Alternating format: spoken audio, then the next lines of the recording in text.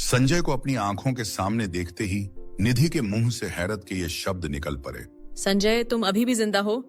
और फिर निधि ने संजय के हाथों में उसकी पत्नी खुशबू का हाथ देखा।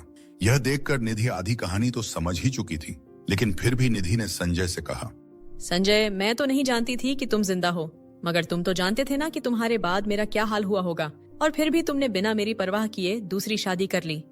संजय भी निधि को अपने सामने देखकर हैरान था, लेकिन इससे पहले कि निधि संजय से और कुछ पूछता, निधि की प्रेगनेंसी पर ही सवाल उठा दिया और कहने लगा, तुम भी कोई सती सावित्री नहीं हो निधि। पति को मरे अभी 1 साल भी नहीं हुआ है और तुम ये किसका बच्चा लेकर पेट में घूम रही हो? संजय, ये सब तुम कह रहे हो, मुझे तुमसे यह उम्मीद नहीं थी। मुझ पर रहम नहीं आता ना सही, लेकिन कम से कम अपने बच्चों पर तो रहम करो। ये तुम्हारा ही बच्चा है और धोखा मैंने नहीं, तुमने किया है मेरे साथ दूसरी शादी करके, ये जानते हुए भी कि तुम्हारी पहली पत्नी जिंदा है। यह सुनते ही संजय हंसने लगा और कहने लगा, तुम्हें क्या लगता है निधि कि मैं सच में तुमसे प्यार करता था और मैं तुमसे शादी तुम्हारे प्यार की वजह से की है? तुम्हें याद है वो दिन जिस दिन पहली बार मैंने तुम्हें प्रपोज किया था और तुमने मेरे गाल पर एक कसकर थप्पड़ मार दिया था? तुमने सबके सामने मुझे थप्पड़ मारकर पूरी कॉलेज के सामने और मेरे दोस्तों के सामने मेरी बेइज्जती की थी। उस दिन अपने दोस्तों की दी हुई चैलेंज को पूरा करने के लिए मैंने तुम्हें झूठा प्रपोज किया था और ये शादी भी बिल्कुल उसी प्रपोज की तरह ही एक नाटक थी। तुम्हारा मुझे इस तरह से ठुकराना मुझसे बर्दाश्त नहीं हुआ और मैं उसी दिन सोच लिया कि तुम जैसी सड़क छाप लड़की से तो मैं बदला लेकर ही रहूंगा। और फिर मैंने फैसला कर लिया कि अब मैं तुम्हें गर्लफ्रेंड नहीं बल्कि अपनी बीवी बनाऊंगा, और वो भी ऐसी कि तुम जिंदगी भर याद रखोगी। उसके बाद मैंने तुमसे प्यार का नाटक करके झूठी शादी कर ली, लेकिन सच्चा प्यार तो मैं खुशबू से ही करता था। लेकिन फिर मेरे इस नाटक से मुझे खुद को ही निकलना नहीं आया, इसलिए मैंने एक और नाटक कर लिया। मैंने खुद के ही नकली एक्सीडेंट की झूठी खबरें फैलाई और फिर खुशबू से शादी कर ली। संजय की बातें सुनकर निधि को जैसे एक सदमा सा लग गया और उसके कदम लड़खड़ाने लगे थे, इसलिए वो पास में रखे एक सोफे पर बैठ गई। तो वह राहुल से पूछने लगा, छोटे, तू यहाँ कैसे? संजय बेटा, राहुल ने निधि से शादी कर ली है। ये सुनकर संजय की तो आंखें ही बाहर आ गई थीं और उसने राहुल से कहा, छोटे, तुझे पूरी दुनिया में शादी करने के लिए सिर्फ मेरी विधवा ही मिली थी क्या? तब राहुल भी जोर जोर से हंसने लगा और कहने लगा, आपको क्या लगता है भाई, इस पूरी दुनिया में खेल खेलना सिर्फ आपको ही आता है क्या? एक खेल आपने निधि के साथ खेला तो एक खेल मैं आपके साथ खेल लिया। राहुल की ऐसी बातें सुनकर संजय हैरत में पड़ गया और कहने लगा, तू कहना क्या चाहता है छोटे? आपको क्या लगता है भाई कि मेरी और निधि की शादी क्या कोई इत्तेफाक थी? नहीं भाई नहीं, ये शादी कोई इत्तेफाक नहीं है भाई। जिस दिन आपने अपने दोस्तों से शर्त लगाई थी ना, उस दिन मैं भी वहीं पर था। उस दिन मैंने आपकी और आपके दोस्तों की सारी बातें सुन ली थी। मैंने कई बार निधि को सच्चाई बताना चाहा, लेकिन आपने कभी भी निधि को अकेला ही नहीं छोड़ा और मुझे एक भी ऐसा मौका नहीं मिला कि मैं आपकी सच्चाई निधि को बता पाता। और फिर मैं विदेश पढ़ने चला गया और जब लौटा तो बहुत देर हो चुकी थी। घर आने पर आपकी और निधि की शादी के साथ साथ मुझे आपकी मौत की खबर भी मिली। फिर जब घर लौटा तब भी मेरी नजरें निधि को ही ढूंढ रही थीं। लेकिन जब निधि घर में कहीं नहीं दिखी तो मैंने माँ से पूछा, माँ भाभी कहाँ है? नाम मत ले उसका, तेरे भाई को वही मार डाली हैं और अब वो इस घर में नहीं रह सकती। मैंने उसे घर से धक्के मारकर बाहर निकाल दिया है। माँ, आप एक औरत होकर दूसरी औरत के साथ ऐसा कैसे कर सकती हैं? मैंने माँ से कहा, अगर भाभी इस घर में नहीं रह सकती तो मैं भी इस घर में नहीं रहूंगा। और उसके बाद से ही मैंने यह घर छोड़ दिया। और फिर राहुल ने निधि से कहा, निधि, आगे की कहानी तुम तो जानती हो। इसका मतलब तुम पहले से ही जानते थे राहुल की मैं कौन हूँ? हाँ निधि, मैं तो तुम्हें पहले दिन से ही जानता था। जिस दिन तुम मेरी गाड़ी से टकराई थी, जब माँ ने मुझे बताया कि उन्होंने तुम्हें घर से निकाल दिया है, तब मुझे ये एहसास हुआ कि तुम्हारे जैसी न जाने कितनी औरतें ऐसे जुल्म का शिकार होकर यहाँ वहाँ भटक रही होगी। और तभी मैंने तुम्हारे नाम से एक NGO खोला, जिसका नाम मैंने NNGO रखा। निधि यह जानकर हैरत में पड़ गई कि उस NGO में N का मतलब निधि था। तुमने मेरे लिए इतना कुछ किया राहुल, लेकिन इस बात की मुझे खबर तक नहीं होने दी। हाँ निधि, वो सब कुछ मैंने ही किया था, लेकिन तुम्हारे लिए नहीं, अपने लिए। क्योंकि मुझे खुद को भी यह पता नहीं चला कि कब मुझे तुमसे प्यार हो गया और फिर मैं तुम्हारे प्यार में यह सब करता चला गया। फिर राहुल ने संजय से कहा, हाँ भाई, निधि को नहीं पता था, लेकिन मुझे बहुत पहले ही पता चल गया था कि आपका एक्सीडेंट कोई हादसा नहीं बल्कि एक सोचा समझा प्लान था। पहले तो मैं भी आपके एक्सीडेंट को सच ही मान लिया था, लेकिन फिर एक दिन जब मैं माँ से मिलने घर आया था तब मैंने आपको माँ के साथ देख लिया था और आपकी बातें भी सुन ली थीं। आपको जिंदा देखकर मुझे अपनी आंखों पर विश्वास ही नहीं हो रहा था, लेकिन फिर जब मैं आप दोनों की बातें सुनी तब मुझे सब समझ आ गया, क्योंकि उस दिन आप माँ से कह रहे थे, माँ मैंने ये शादी निधि से सिर्फ उस थप्पड़ का बदला लेने के लिए ही की थी। मुझे ठुकराकर उस निधि ने बहुत बड़ी गलती कर दी है। अब जिएगी पूरी जिंदगी मेरे नाम की विधवा की साड़ी पहनकर। और फिर माँ ने आपसे पूछा था कि आप वापस घर कब आएंगे, तब आपने कहा था, माँ मैं अगले महीने आपकी बहू खुशबू को साथ लेकर ही आऊंगा। तब मुझे पता चला कि निधि की जिंदगी बर्बाद करने के बाद आपने दूसरी शादी भी कर ली है। उस दिन मुझे पता चल गया कि बदले की आग में मेरा भाई किस हद तक नीचे गिर सकता है। और हाँ माँ, आपने भी निधि पर जुल्म ढाने में कोई कसर बाकी नहीं छोड़ी।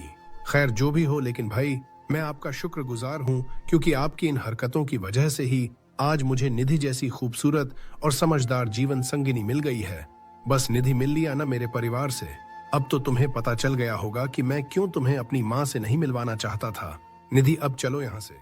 लेकिन निधि जैसे ही राहुल के साथ जाने के लिए उठी तो अचानक ही उसके पेट में जोर से दर्द होने लगा। राहुल निधि को लेकर अस्पताल पहुंचा, तब पीछे पीछे संजय, खुशबू और निधि की सास अस्पताल पहुंची। कुछ ही देर में निधि ने एक बेटे को जन्म दिया। बच्चे की रोने की आवाज सुनकर संजय के दिल में पिता के जज्बात उमड़ने लगे और वो अपने बेटे को देखने के लिए कमरे की तरफ आगे बढ़ने लगा, लेकिन डॉक्टर ने संजय को रोक दिया। बच्चों को देखने सिर्फ उसके पापा ही जा सकते हैं, क्योंकि अभी भी निधि और बच्चा बहुत ही कमजोर है, इसलिए ज्यादा लोग अंदर नहीं जा सकते। यहाँ राहुल कौन है? निधि सिर्फ राहुल से ही मिलना चाहती है। राहुल निधि से मिलने अंदर चला गया और संजय अपना सिर झुकाकर वहीं रुक गया।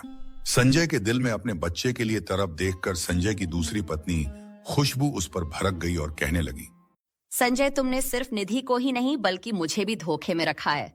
तुमने तो निधि से सिर्फ बदला लेने के लिए शादी की थी ना, तो फिर तुम्हारा बच्चा उसके पेट में कैसे आ गया? संजय ने वह सारी बात बता दी जो उसके साथ उस रात हुआ था। ये सुनकर खुशबू ने संजय के मुंह पर एक जोरदार चाटा लगाया और उसे हमेशा के लिए छोड़कर चली गई। अब संजय अपने ही बुने जाल में फंस गया और अब ना तो उसके पास निधि का प्यार था और न ही खुशबू का साथ था।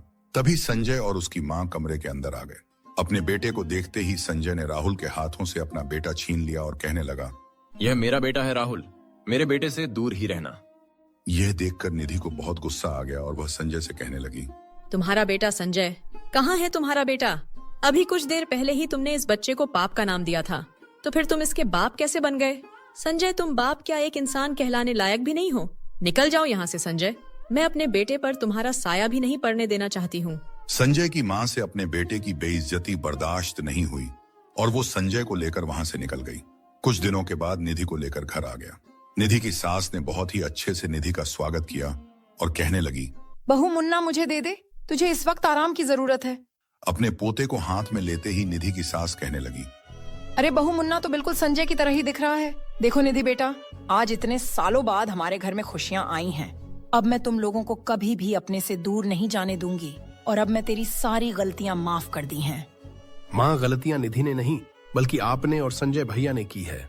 आपको तो उल्टा निधि से माफी मांगनी चाहिए। नहीं राहुल, बड़ों के हाथ माफी के लिए नहीं बल्कि आशीर्वाद देने के लिए सही होता है, और वैसे भी यह वक्त इन सब बातों का नहीं है।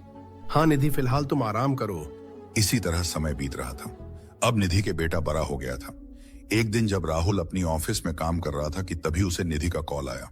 निधि बहुत घबराई आवाज में बोल रही थी, राहुल, हमारे आयुष को कुछ लोगों ने किडनैप कर लिया है और मैं भी उनका पीछा करते हुए वहीं आ गई हूँ। राहुल प्लीज हमारे बच्चे को बचा लो। जो आयुष का असली बाप है वही जाकर उसे बचाए, मुझे क्यों फोन कर रही हो? इतना कहकर राहुल ने फोन काट दिया और वहां निधि प्लीज राहुल कहते हुए रोती रह गई। निधि छिपकर अपने बच्चों को बचाने का तरीका सोच रही थी कि तभी उसे किडनैपर के पीछे एक काली परछाई नजर आई। निधि को ऐसा लगा कि राहुल ने फोन पर गुस्से से मना कर दिया, लेकिन आखिरकार वो अपने बेटे को बचाने आ ही गया। और फिर जब अंधेरे में से जो चेहरा निकलकर बाहर आया, उसे देखकर निधि बिल्कुल हैरान रह गई थी, क्योंकि वह चेहरा राहुल का नहीं बल्कि संजय का था। संजय अपने हाथ में रुपयों का सूटकेस लेकर खड़ा था और किडनैपर से कह रहा था, ये लो पैसों से भरा बैग, और अगर कम पड़े तो और भी मिल जाएंगे, लेकिन मेरे बच्चे को कुछ मत करना। कुछ देर बाद संजय आयुष को छुराकर निधि के हाथों में दे दिया और फिर संजय ने निधि और आयुष को अपनी गाड़ी में बिठाकर उन्हें सही सलामत घर पहुंचा दिया। घर आते ही निधि ने देखा कि राहुल सोफे पर बैठकर मजे से टीवी देख रहा था। निधि को आते देखकर राहुल उठकर अपने कमरे में जाने लगा। तब मासूम आयुष ने राहुल से सवाल कर दिया, पापा आप मुझे बचाने के लिए उन गुंडों से फाइट करने क्यों नहीं आए? तब आयुष के सवालों का बिना कोई जवाब दिए ही राहुल अपने कमरे में चला गया। निधि भी अपने कमरे में आ गई और रोने लगी। जैसे जैसे दिन बीतते गए, राहुल निधि और उसके बेटे आयुष से दूर होता जा रहा था। निधि राहुल के इस व्यवहार से परेशान होकर अपने कमरे में बैठी हुई थी। तभी राहुल बाहर से घर में आया और सबको एक जगह बुलाया और निधि से कहने लगी, निधि अब मैं तुम्हारे साथ नहीं रहना चाहता हूँ, तुम मेरे भाई से शादी कर लो। ये बातें सुनकर सब लोग हैरान हो गए। तभी निधि ने कही, मैं कभी भी संजय से शादी नहीं कर सकती। मैं सिर्फ और सिर्फ तुमसे प्यार करती हूँ। निधि तुम पर सिर्फ संजय भैया का ही हक है। ये तुम क्या कह रहे हो राहुल? लेकिन प्यार तो मैं तुमसे करती हूँ। लेकिन मैं तुमसे प्यार नहीं करता। निधि की आंखों के सामने अब वो सारे पल घूमने लगे जब राहुल उससे बेरुखी से पेश आता था। अब निधि समझ चुकी थी कि राहुल के दिल में अब उसके लिए कोई जगह नहीं रही।